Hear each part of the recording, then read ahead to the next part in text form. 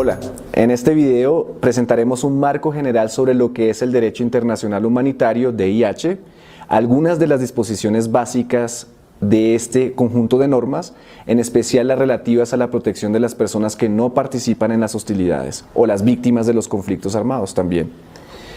En efecto, todos los días como periodistas, ustedes y comunicadores habrán escuchado noticias sobre vulneraciones y violaciones al derecho internacional humanitario. Sin embargo, aparte de esta dimensión, también existen buenas prácticas y respeto a estas normas, lo cual ratifica la vigencia de este conjunto de normas. Esperamos que a partir de esta sección ustedes puedan formular preguntas para que empecemos un diálogo más profundo sobre lo que implican estas normas básicas de humanidad. Si bien es difícil pensar en acabar con la guerra de manera definitiva, el derecho internacional humanitario pretende poner límites al desarrollo de este fenómeno, de la violencia como tal, en favor de las personas que no participan en las hostilidades. De esta manera, el objetivo del DIH no es prohibir la guerra, sino, como lo mencioné antes, establecer límites al desarrollo de la misma en cuanto al uso de medios o métodos en la guerra. De esta manera, el DIH no legitima ir a la guerra. Básicamente, el corpus o el régimen legal que establece cuándo es legítimo ir a la guerra es ajeno al DIH, aunque se relaciona con él. ¿Y dónde encontramos estas normas? La Carta de las Naciones Unidas en el artículo 2.4 establece cuándo sería legítimo recurrir a la fuerza. De manera general no está permitido, pero de manera excepcional los estados, frente a una amenaza y en uso de la legítima defensa individual o colectiva, lo podrían hacer. Pero como dije al principio, este es un tema que no incluye o que no está previsto en el DIH. Por otra parte, también es fundamental, además de entender que el DIH tiene prohibiciones y limitaciones, entender que existe el principio básico de humanidad y que es importante respetar a las personas que no participan directamente en las hostilidades, que de manera paradójica son la mayoría de las víctimas de los conflictos armados. Para citar cifras, por lo general en los contextos donde existe conflicto, las personas que más sufren son personas civiles, de entre un 80 a un 90% las víctimas. Para el caso colombiano, desde 1958 hasta la fecha se han presentado 220.000 muertes aproximadamente. Y básicamente, tal como lo reafirma el Centro de Memoria Histórica, en el caso colombiano esta cifra puede ser de un 81%. ¿A quién protege el derecho internacional humanitario? En primer lugar y de manera general a los civiles. Estas personas están protegidas frente a ataques directos. Y esto significa que existe una excepción. Es decir, que si una persona civil participa directamente en las hostilidades, pierde tal protección mientras dure tal participación. La pregunta aquí sería ¿cuál o qué significa participación directa en las hostilidades? Y para responderlo también tenemos que entender qué es participación indirecta en las hostilidades. Por participación indirecta, el CICR comprende actividades como la financiación, el reclutamiento, la formación e incluso la propaganda. Estas personas, si bien hacen parte de un grupo armado o tienen simpatía hacia él, y claro que pueden recibir desde el punto de vista del derecho interno sanciones, para efectos del DIH están protegidas como civiles.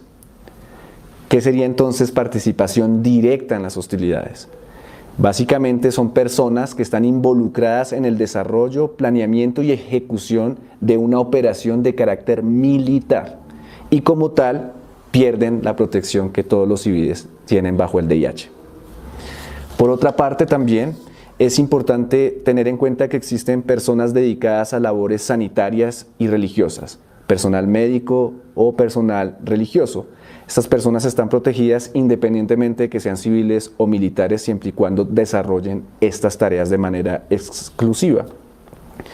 Por otra parte, personas que han depuesto las armas, personas que han dejado de participar directamente en las hostilidades por enfermedad, por herida, por naufragio, por detención, están protegidas bajo el DIH.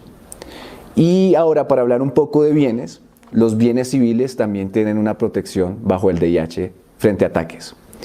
Y básicamente esto comprende bienes culturales, Por ellos entendemos iglesias, mezquitas, sinagogas, monumentos históricos, obras de arte y cosas que en general comprendemos como patrimonio cultural de la humanidad. Existen otros bienes que son protegidos por el DIH en razón de las fuerzas peligrosas que ellos contienen, por ejemplo las represas, los diques o las centrales de energía eléctrica o nuclear. Estos bienes deben ser protegidos porque un ataque frente a ellos podría desatarlas y generar graves consecuencias humanitarias. El derecho internacional humanitario contiene una serie de principios que constituyen su columna vertebral. Entre ellos encontramos el principio de necesidad militar, el principio de humanidad, el principio de distinción, el principio de precaución y el principio de proporcionalidad. También, obviamente, el principio de no discriminación. ¿Para qué sirven estos principios?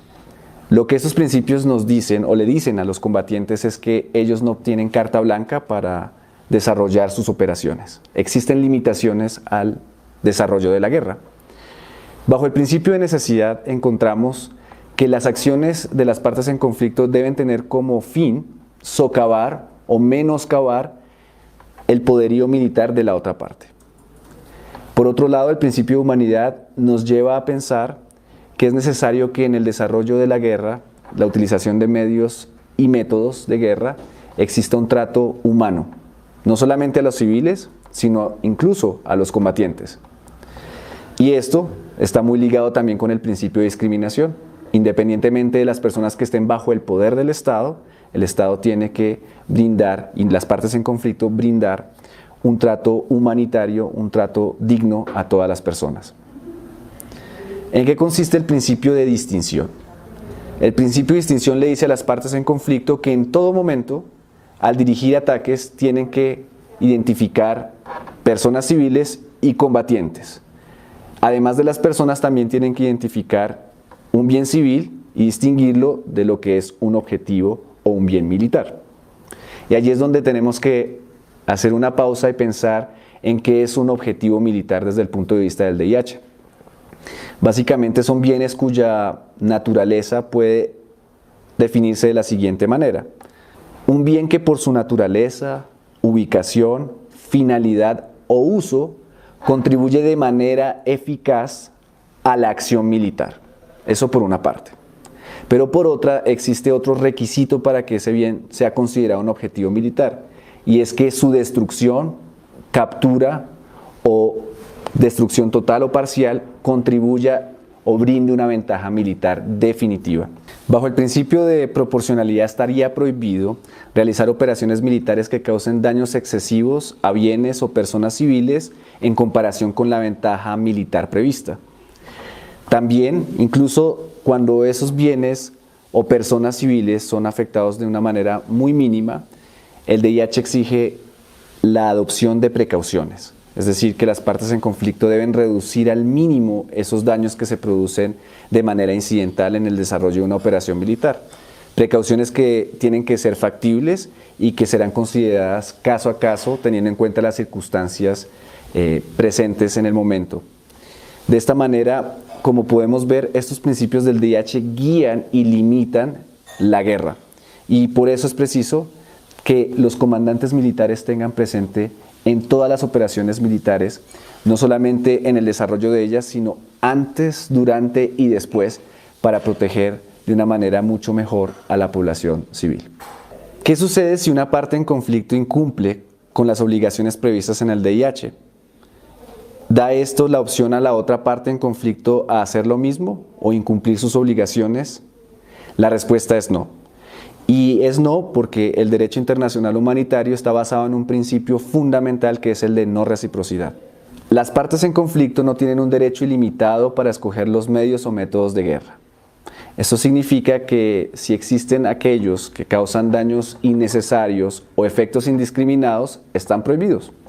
Encontramos, por ejemplo, armas químicas y armas biológicas al respecto. Otros actos y conductas como la tortura, tratos degradantes, toma de rehenes, amenazas de realizar este tipo de actos, entre otras, como la esclavitud en todas sus formas, están prohibidos por el DIH.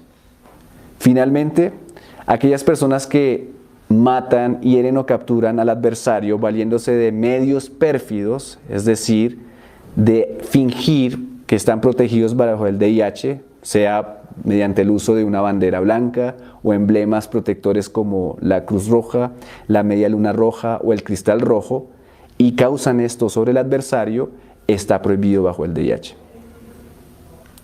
Las graves infracciones al VIH que ustedes ven en pantalla son consideradas en el derecho internacional como crímenes de guerra. En razón de esto, los estados tienen la obligación de investigar y sancionar a los responsables. Esto significa que no pueden brindar amnistías e indultos y que no operan términos de prescripción. ¿Qué sucede cuando el Estado no tiene la capacidad o la voluntad de investigar? Allí es posible que entre a operar la competencia de la Corte Penal Internacional, que es complementaria cuando los estados, como lo dije antes, no tienen la capacidad ni la voluntad de hacerlo. El derecho internacional de los derechos humanos y el derecho internacional humanitario tienen semejanzas y diferencias. Como semejanza principal, los dos conjuntos de normas tienen por objeto proteger a las personas. Como diferencias encontramos tres principalmente. Una, en relación con el ámbito o contexto de aplicación. Los derechos humanos aplican en todo tiempo de conflicto o en tiempos de paz. El derecho internacional humanitario, en cambio, está solamente concebido para contextos de conflicto armado. Por otra parte, encontramos lo relativo a la responsabilidad. Bajo los derechos humanos, el principal responsable de violaciones es el Estado. Bajo el derecho internacional humanitario no solamente se encuentra el Estado, sino agentes no estatales como grupos armados organizados. Por último, también encontramos diferencias en el uso de la fuerza. Ambos regímenes regulan el uso de la fuerza. En el caso de los derechos humanos, la diferencia es que la fuerza solamente puede emplearse de manera excepcional, como última ratio. En el VIH esto no es así, dado que se puede emplear la fuerza contra objetivos militares o contra personas que participan directamente en las hostilidades. Bajo el derecho internacional humanitario existen obligaciones antes, durante y después del conflicto. Antes del conflicto, los estados tienen la obligación de diseminar el derecho internacional humanitario para que todas las personas en la sociedad lo respeten. Durante el conflicto están todas las reglas de conducción de las hostilidades que hemos visto con anterioridad. Finalmente, después del conflicto, existen obligaciones para el Estado de judicializar a quienes han cometido crímenes de guerra. Después de analizar todas estas normas y principios del derecho internacional humanitario, es probable que ustedes se pregunten, ¿sigue aplicando en el contexto colombiano después de la celebración de un acuerdo de paz con las FARC y el gobierno de Colombia? Y la respuesta es, claro que sí. En Colombia no solamente las FARC eran una parte en conflicto. Sin embargo, también tenemos que añadir que incluso después de un conflicto, el Estado y las partes en conflicto siguen teniendo obligaciones derivadas del derecho internacional humanitario, entre ellas desminar y descontaminar los territorios, dar información sobre las personas desaparecidas y por último investigar a quienes son responsables de crímenes de guerra. Entonces, en este contexto podemos decir que no existe un antes y un después del VIH. Por eso también podemos recordar contextos donde han existido guerras, conflictos armados, donde a pesar de que ya terminaron las hostilidades, hasta el día de hoy existen retos humanitarios, como por ejemplo encontrar a los familiares desaparecidos. Para el caso colombiano, entonces, podemos decir que el VIH seguirá siendo relevante y traerá o será la base de muchas discusiones en adelante. Tenemos VIH para rato.